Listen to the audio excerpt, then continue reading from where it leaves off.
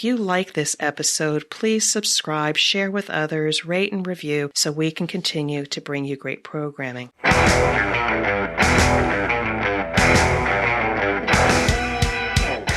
is The Thing About Cars, a podcast for car enthusiasts and the people who love them. You don't know Black Betty? Oh my God. Ram Jam, Black Betty. Oh, well, I know this song. I just wasn't putting a name to it anyway. Yeah. I mean, It's something about the experience of Ben. Ben is like the universal garage band manifestation. How many of us here have played in garage bands? I have not played in the garage band. That's funny. Yeah. I've been a garage band groupie, but My one question for Ben is, have you ever tried a peanut butter and onion sandwich? I did as a small child when my dad kept assuring me it was the greatest thing ever. And was it the greatest thing ever? Oh, hell no. Okay, I no longer want to hear anything about my banana and mayonnaise sandwiches. Banana and mayonnaise. I've been hearing about that for years. And you haven't tried it? You haven't No, tried it? I haven't tried it yet. Sounds plausible. Yeah. But I've heard of peanut butter, banana, and mayonnaise, and I've heard of banana and mayonnaise. And, Don't put the mayonnaise and the peanut butter together. Use just peanut butter, banana, and chocolate sprinkles. All right, So- kids, save it for the show. Welcome back. This is The Thing About Cars. I think we're all just very ecstatic to see at least I'm speaking for myself. I'm very happy to see my friends on camera again. We had taken a brief hiatus from the recording schedule throughout the holidays, and now we're back.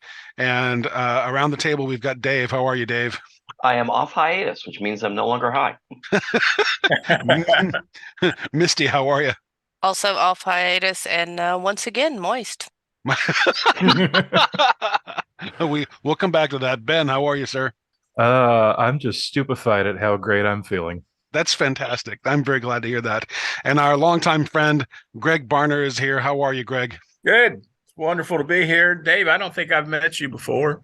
You have not, Greg. That whenever you've been on, I haven't been on, and you predate me by a long time.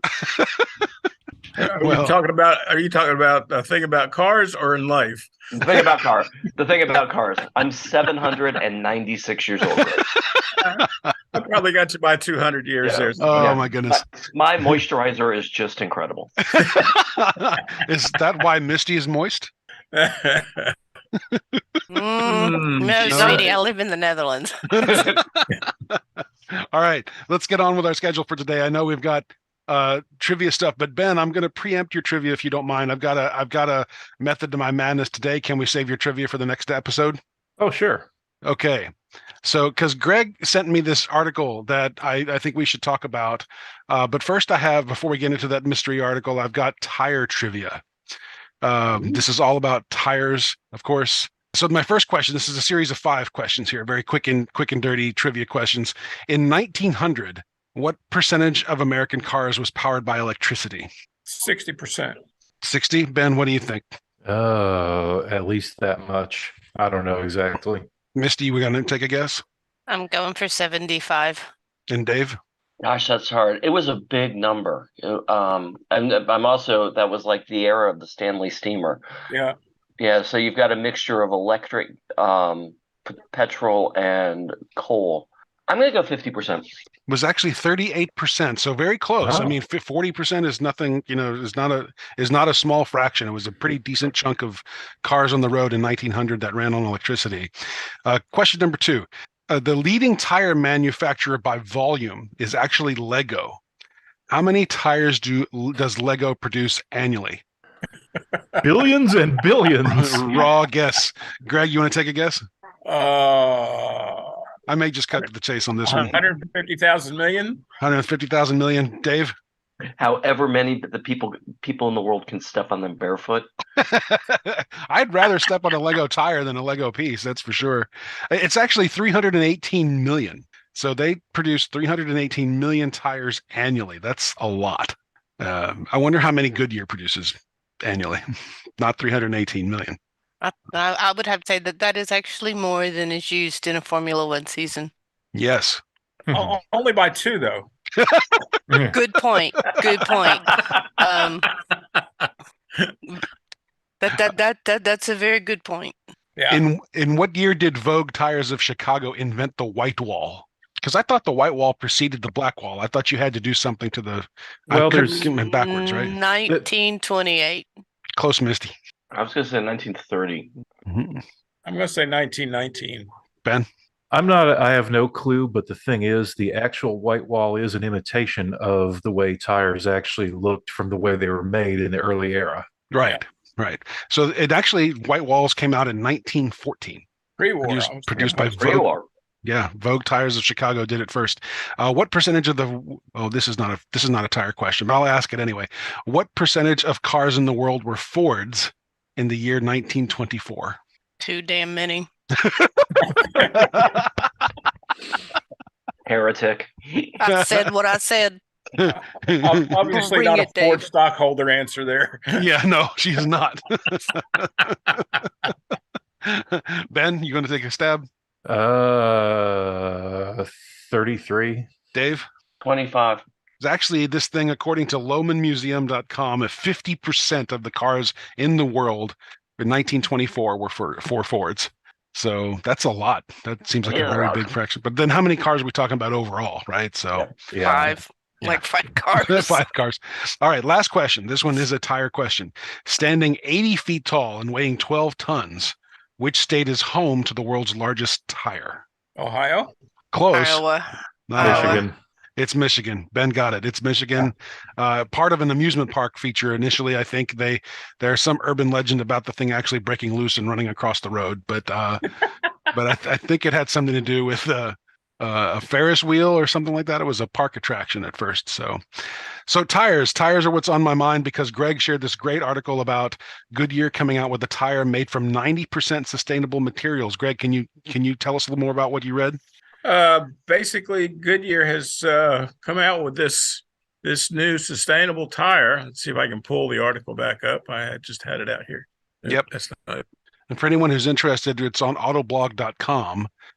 January 10 piece written by a fellow named Chris Teague that says Goodyear announces tires made from 90% sustainable materials.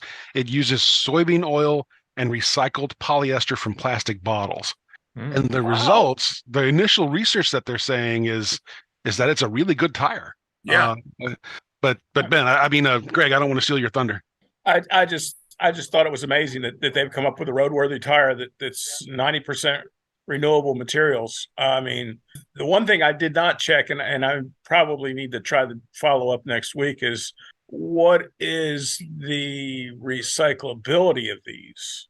You know, they're not using oils and such to produce these tires, but are they going to be easier to break down than what we've got today? And that's something I thought of like Friday night, and I'm like, oh, that's a good question. You know, are these things going to break down and you know, get out of our dumps, or are we still going to have materials that are ended up in the dumps? We're lucky if they end up in the dumps and not the waterways. Right. Yeah. Well, yeah. Which the next question is, what are the people in Rabun County going to use for flower beds now? Well, I mean, they're compostable. They got their automatic fertilizer along with their receptacle, the vault. Yeah. Yeah. But so the question, I mean, it is I'm sorry, Dave, go ahead. There is an article on it also on Car and Driver from last week.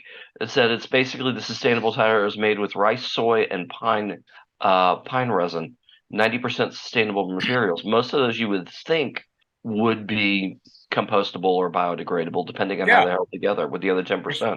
We're still going to have cord and steel in those tires, but But still. it makes me wonder then, I mean, if you have a biodegradable substance, and this is my own ignorance of chemistry here and physics here, but if it is a biodegradable tire, what keeps it from falling to crap the minute I take it for a ride in the rain?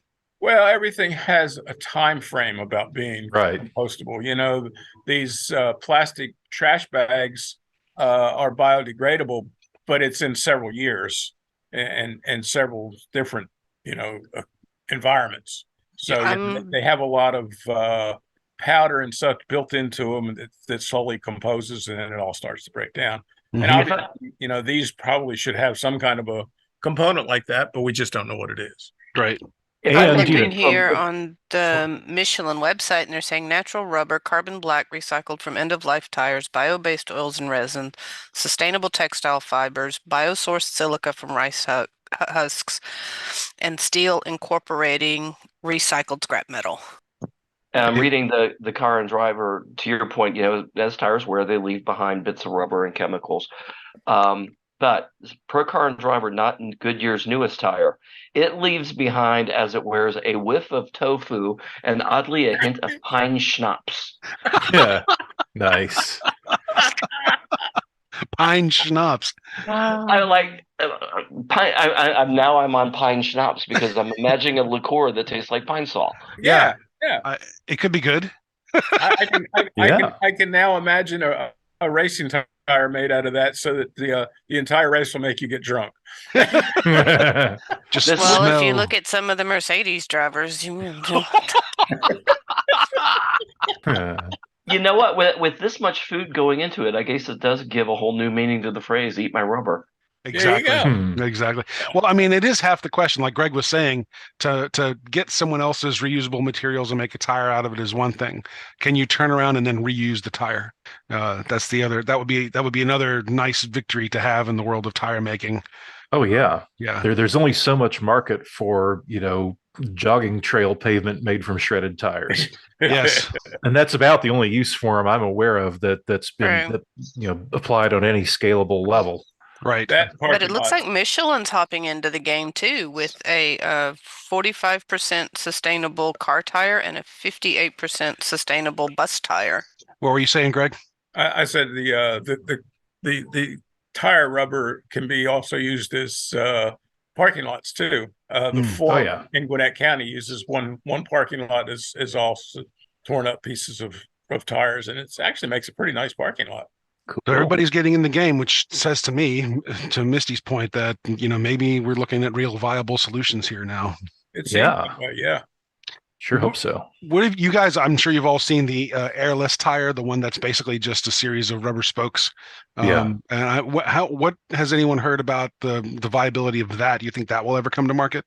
I think it will. The thing that puzzles me every time I see pictures of it is they always show them being open-sided, and I'm saying to myself, how is that going to do in the real world unless they design some kind of sidewall for it? I mean, if the right size rock gets stuck inside there, you got problems. But you're exactly right, and I think that's everything I've seen has been the limitation on it. The design's actually adapted from NASA rover tires. Yeah, but in order to be scalable, it's got to be a sealed chamber, and that doesn't seem to be what they've solved for yet. I mean, on the other hand, and Ben, unless I'm misunderstanding your purpose here, they do sell alloy tires made of countless number of spokes that could easily accommodate rocks of any size. So why would it matter if there's a sidewall or not? Well, I mean, the whole thing flexes, does not remain completely perfectly round. It flattens on the contact patch. So if you've got an open side and all those little folds inside, debris could, in theory, get stuck in there. And then if that debris is stuck and comes around into the contact patch, you then have a crushing thing going on, which could tear at the rubber or dent the wheel or something. And, just contribute to faster wear and tear. You also throw it way out of balance all of a sudden, too. That, too, yes. Very good point. Very good point. Yes, absolutely. In addition to making a horrendous noise. Yeah. So maybe a tire skirt. Something, Sound like a washing machine half an inch off level. Yeah. That happened here the other day. Scared the hell out of the cat. Well, at least it didn't block the door to the laundry room. I saw a picture that with the washing machine had actually just wiggled itself, and you could open the laundry room door like that much. Nice. So, Misty, can I ask why you're moist this time? Because it's been raining for like 4 days straight. So it's not something that's happening. I take that back. I'm lying. It's been raining for a week and a half. Oh my God.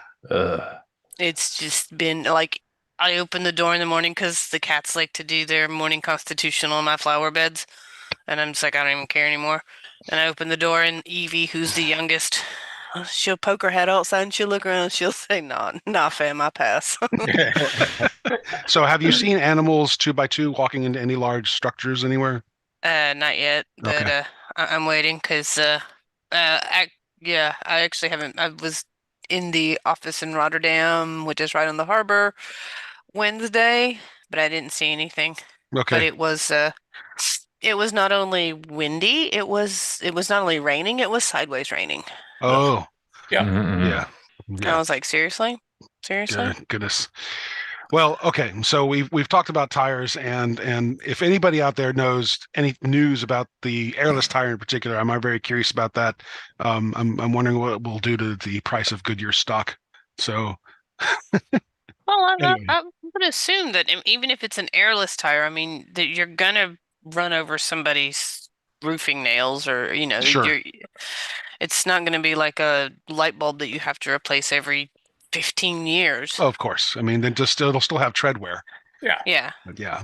But speaking of which, last thing before we go on to our next item here on the agenda, I've heard that EVs, in terms of creating particulate matter, they don't have the emissions, but in terms of the stuff that basically falls off of tires, that they actually generate more particulate matter than fuel combustion cars do, just because they're all tend to be heavier for the same class of car. So, That makes sense. Yeah. Makes sense. so are they really friendlier for the environment? I think the overall answer is still yes, but it underlines, for me at least, the notion that battery technology has to improve. It would be nice if we could find a lighter battery or higher capacity batteries and figure that part of the equation out. And even if the tires shed 10 times as much particulate as they do, they'd still be overall better in densely populated areas Why do you say that? because of the lack of tailpipe emissions. Bingo. That means I might actually get to drive above 80 kilometers an hour on this stupid A10. I'm just complaining. I mean, I'm literally complaining. I mean, that's all I'm doing right now because I'm stuck going, 100 kilometers on most of the other highways, but there's this one piece of the A10 it goes right through Amsterdam, and you have to go 80 kilometers an hour because there's like apartment buildings like right up beside the freeway, and I'm just I have great respect for other people's ability to breathe, but I'm also understanding that now I'm having to deal with a fussy car who's very unhappy. Wait a minute. Your car is fussy because it can't go fast? Duh. I'm just making sure. I just want to make sure we're not talking about mechanical problems here, Misty. No, she's just fussy. She's Okay. just, she's very much like the cat. She just sits there and she goes, Understood. I understand. Your life is not populated with uninteresting people and things, is it? Misty's giving us a look. It's a little bit like you live in the Enchanted Castle in Beauty and the Beast. Like at any given moment, I expect a candelabra, a clock in the car to come dancing behind your screen. I think I'm nominating you for the candelabra, Dave. That's your job. fantastic. That's great. All right. So Greg also said something to me. I had the good fortune to have lunch with Greg a couple days ago, and he said that the Rolex 24 was on his bucket list. You going to go down, Greg? It's happening next weekend, I think. Yeah, no, not this year. Maybe next year. I don't have a parking spot for camping, so right. That's kind of the forerunner to all this, I think. And then the other is more bodies to go with me. Yeah. Nothing worse than being at a road course all by yourself. That's true. Yeah, that's true. I'd So for those, 100% go to spa by myself. Yeah, maybe so. Maybe you might have me there, Misty. but okay, for those listeners who don't know, what is the Rolex 24? It's basically a 24-hour road course run around the Daytona International Speedway with the interior added to make more turns. This year, IMSA has added new cars. The Le Mans Daytona hybrid car, and then the Le Mans hybrid car, which is they call them hyper cars. I don't know where they came up with the hyper designation, but they're just turbocharged hybrid cars is all they are. But their whole emphasis is to cut down the cost of building and developing these cars. So we know how poly dollars go when it's racing. Yeah, that is true. Why is this race in particular on your bucket list, Greg? Well, it's just like going the Spa for a Formula One race. It's been going on. This is the 41st year, I believe, of it. It's just one of those premier races. I mean, in the past, it's been led by Porsches. It's been, one overall by Porsches, one overall by Penske, one overall by Ganassi. And it's where everybody goes I mean, for the first race of the season, you'll have drivers from all walks of life there because they have no other competition for the weekend. And that's kind of cool too. And it's kind of an open forum. I mean, you get down there before the race and you can walk amongst all the cars and all the drivers and all the people. And it's just a party, racing party.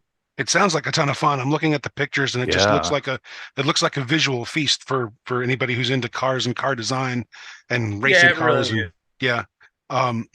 Let's go next year. Sounds good to me. I mean, I'll put that in my calendar, but that solely depends on if air travel has gotten more reasonable. Because as of this year, if I can't drive or takes a train, I'm not going. Yeah, I can understand that. Yeah. Well, and there's a few other pieces of the puzzle that need to fall together. Like, can I get a CDL long enough to drive a big RV with us and all of our friends in it down there to party for 4 days or however long You don't need a CDL to drive an RV. No, I don't need I've driven an RV. No. You don't need a CDL. One of those big ass things with the pop out sides and the 80-inch viewing screen on the roof. I've had a 31 foot and a 33-foot motorhome, and you just jump in and drive. Maybe not just jump in and drive. I watched my neighbors take all their mirrors off by doing that. But you don't need certification. Well, I mean, some of us can jump in and drive. Okay. Yeah. and the first thing is when you're leaving the art is make sure that they set them and use them to start off with.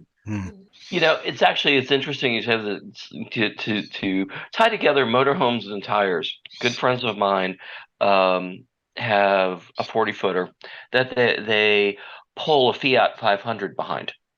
And now it's what's left of the Fiat 500, because at some point while pulling it, they lost a tire, and because you can't see it and you can't necessarily feel it, the tire spun itself apart down to the rotor. It took out the quarter panel. It was a messy little drag along behind the rest of it. And when we asked how did this happen, they said, you're driving. You didn't know what's behind you. Right. Oh, good grief. At that point, you need to have a camera. Yep. Right. Yeah, you do need to have a camera. Yeah, I'm already starting to get anxious. We're going back to Italy this year for 3 weeks in June, just south of Venice, which means you have to go over the Alps. And I'm sitting here going, oh crap! There's all these Dutch drivers with their pull-along campers, and oh god, that don't know how to brake with their engine. Misty over is suffering. the Alps. Yeah, I'm just kind of like, well, see, that's the problem. I'm the intravehicular communications officer. The what? Yeah. Intravehicular communications officer. So when people do something The person stupid, who screams at the other drivers. well, it's not screaming, but when they do something stupid and we drive by and we catch their attention, I'm the one going, pointing at my forehead in that very Dutch way, like, did your mother drop you when you were a young child? Did you get your driver's license in a box of frickin' Dell? All right. So, Misty, I'm concerned with the level of suffering that you seem to be experiencing. Is there anything we can do to help you short of changing the weather? Do you want to know the cherry on top of the suffering Sunday? Yes. Let it all out. The suffering Sunday. It is a suffering Sunday. It's like the pizza of ennui. Yeah. It's this is the Sunday of suffering. A week ago, I had to drive that piece of crap BMW. Well, I had to go with my husband to Amsterdam to pick up the new Mazda 6. The new Mazda 6 with the heads-up display and the seat cooling and the everything. And because there's still lease left on the BMW and it goes back to his company to sit in the pool, I had to drive the BMW back. It has now been a week. Everyone has gotten to ride in the new Mazda but me. Oh, my God. It's Misty, a wonder you're alive. this is a crime. It is. It's a crime. I mean, I'm just like, but I will say it's very pretty. He got the little spoiler on the back. Ooh. Sexy. So is that why you're moist? Probably, yeah. Again. I'm just the guy with the microphone. Anyway. Well, if I'd been able to ride in it with seat healing and seat cooling, probably wouldn't be quite so moist. I've only sat in one car that had seat cooling, and I must say it was a game-changing experience. My Mazda has it. Yeah. Oh yeah. Oh, see. Summer days in Georgia. Oh yeah. Yeah. That's what I'm thinking. I'm thinking June, Italy, Adriatic coast. Yep. Although Greg has an old Z car, and I've said out loud before that my next new to me car will be a Z of the 350 or 370 era. Ooh. I'm thinking more strongly about that because they're small, they're sporty, they're pretty reliable. They look like they're fun. They look like they'll accommodate my fat butt, which was always a plus. So I'm thinking I'm going to have to make that happen. Good luck getting one that hasn't been, molested by the tuner boys. Right. Actually, the guy that works on mine is an ex trained Nissan mechanic, and when I take it up there, they're like, "Oh, we're so glad when yours comes up because you've just left it alone. It hasn't been totally molested by everybody else." Yep. But it's a 17-year-old car and it still is amazing. So I highly recommend it. It's been a lot of fun. It's nice. Well, it's nice to have a gear shift. I may want to talk to your mechanic if you don't mind to see if he knows of anybody who wants to sell theirs. But my wife is going to make me remind you that we have to buy a house this year, so the car may have to wait. Yeah. Not a problem. Not an issue, but yeah. So 4-day. Yep. Sorry, Greg. I was going to say 4-day admission. I'm looking at the Daytona International Speedway site right now. So the 4-day admission to the Rolex 24 is $120 for all 4 days. Single day admission, I think, is something between $19 and $40, depending on the package you get. These do not sound very expensive to me. No, it's a very cost-effective thing. And then I think camping not in the center of the track, but outside the track is about another $150 for 4 or 5 days. That's not bad at all. I mean, and you kind of need that because the only problem is you don't know whether you're going to have warm weather or cold weather or rain or snow. Other than that, it's just all adds to the fun. Yeah. And Daytona is a cool town, and there's plenty of automotive history there on top of that. And I'm sure I still have friends there. I went to school not 30 minutes away from Daytona.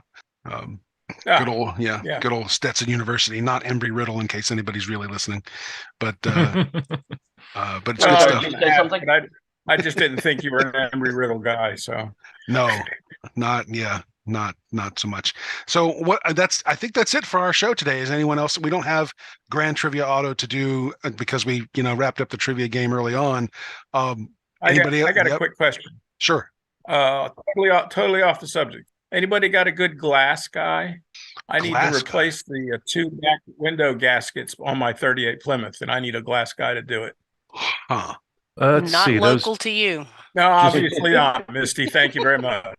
Just rubber lip seals? Yeah. I could give you a hand with that. I mean, my experience is limited. Oh no, I don't want to do it. I don't want to. I've done windshield and others, and at this age, I'm just gonna go ahead and put it out and let somebody else do it. They can do it. I did the front and rear glass on my Lotus, which is curved and heavier than a side window, and those both went swimmingly well. So, the offer's there. Okay. I'll think about it, Ben. I want to make sure I get it sealed up before I put the new headliner in it and make it beautiful again. Yeah. That dovetails into a Lotus update if it won't put anybody to sleep. Yeah, do it. Your Lotus update. Yeah, so it's been a little while since our listeners have heard anything about it. I have basically gotten it to pretty much roadworthy status. I've got Come on, Ben. You're being modest. You've driven how many miles on the thing in the last week? Well, in the last week, not really any, but in the last 2 weeks, about 400. Which is saying something for a car that's been on blocks for how long? Yeah, a very long time. Yeah. Okay. All right. So this is a major announcement. This is not. Yeah. Because basically, I don't have anything mechanical left to do that is needed for roadworthiness. In fact, I've even got new tires on. Woohoo! The tires that came off were made in 2004, and the spare was so old it didn't even have a date on it. So I got brand new rubber on, and I'll tell you what, it is not easy to find, car tires in a 165 1380 these days. Wow. You can find about 90 to 100 different trailer tires in that size. Yeah. But for an actual car tire, I had basically two choices: a Econobox tire made, I think, in Malaysia somewhere, a brand I never heard of, or a Michelin period reproduction that is $250 a piece and needs an inner tube. Oh, wow. And inner tubes are not cheap these days. I priced out that option. It would actually cost as much to put a set of these little 13s on this Lotus as it would like the big 20s or whatever my Mazda takes. Yeah. So I went with the little Malaysian Econobox tire, and 400 miles in, they're good. I like them. They feel good on the road, because the thing is, even the cheapest tire today is worlds better than the best tire you could buy half a century ago. Oh, Yeah. no doubt. No doubt about that. And they run at a much lower pressure than the Econobox they're designed for would take, so they're pretty grippy. So yeah, the car's on the road. I've put those tires on a set of alloy wheels I've had sitting around for 6 years. Super rare alloys. They're getting a lot of positive comments wherever I go. And things are working. New exhaust system too, which makes the cabin a lot more civil than it used to be. And last night I installed a new alternator. The old one worked, but there were several issues with it I won't bore you all with, but the new one should improve on all those items. So yeah, I've been driving it around. Everything major for roadworthiness is done. The only major mechanical project I have left is to eventually install that 5-speed transmission that's gathering dust in the garage. That's going to be a major surgery, so I'm not eager to dive into it just yet. I want to enjoy the car for a little bit before I tie it up for another big project. Right. Yeah. Because, there'll probably be something in that project that goes off plan and delay it, but until then I'm enjoying the hell out of it. I'm sure, and I've seen it on the road, and it looks like it's just total fun, and I know as a witness that you are turning heads with that thing, Ben. It's kind of amazing. And I've got the interior pretty much all in too. Just like the door cards are about all I'm missing. Right. Very cool. Because those are Can I just say that Ben's glowy, unmitigated joy at the progress he's made on your Lotus fills me with joy. See, there you go. Thank you. I'm so It glad. just- Yeah. It makes me just go wee. It's taken long enough. I've been at it for 7 years. So Well, every bit of pride is well deserved, Ben, for sure. thank you so much. Ben, maybe you can bring it out to our car show the end of March in Brookhaven. Ooh, I would love to. Yes. Send me the info. Dave, what were I'll you? do that as soon as we get the date locked in. I'll let you know. Awesome. Thanks. Love to have you. Dave, you sure? Yep. All right. So I have one bit of a teaser before we wrap up the show today, since we've already answered trivia questions. I asked my general friends list on Facebook if they had car questions. We will be answering these questions in the next episode of The Thing About Cars.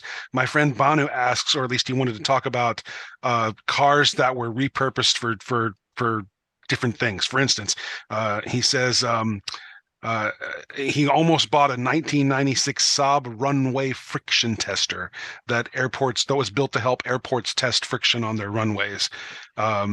And maybe we have to get Banu on to talk about why he wanted that particular car. But apparently you can repurpose cars for any number of different things, and we'll be talking about that. Our friend Robert Drake had a question. He says he's seen several places that try to ban you from slowing down by downshifting. This raises the question of when to do shifting as a means of decreasing velocity makes sense and when it is foolish to do so. And then Brian Phillips has two questions. He says, I have a 2018 Mazda 6 that has a 2.5 GDI engine, naturally aerated, which I think he means aspirated. Should he put an oil catch can on it? So we'll answer that question for Brian. And Brian asks a second question. Can you overuse cruise control? Are there any good and bad practices to be had around cruise control? And I can't wait to answer that question for Brian. So keep your ears peeled. On the next episode of The Thing About Cars, we'll answer these questions and hopefully more. Thank you, as always, for joining us. And we'll see you with another episode in about a week. See you, everybody. See you Bye, guys. everybody. Bye, y'all. Well. Thank you for listening. This has been The Thing About Cars. We'll see you on the road.